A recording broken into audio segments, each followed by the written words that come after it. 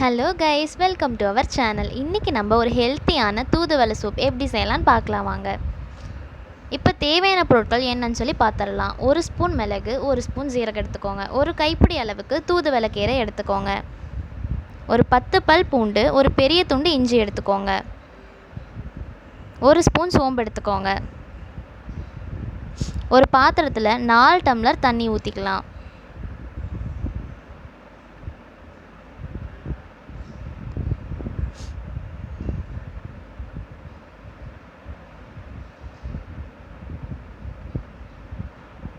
நான் இந்த பெரிய டம்ளரில் தண்ணி எடுத்திருக்கேன்.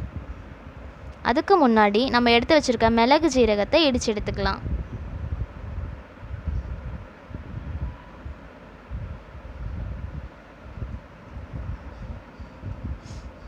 அப்புறம் இஞ்சி பூண்டு அதையும் சேர்த்து இடித்து எடுத்துக்கலாம்.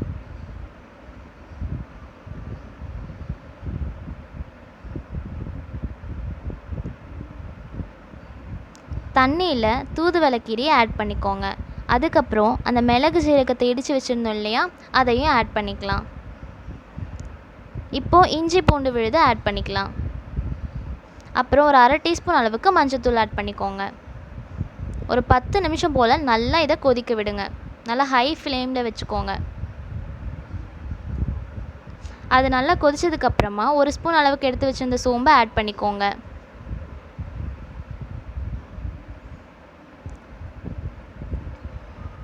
இப்போ தேவையான அளவு உப்பு ஆட் பண்ணிக்கலாம்.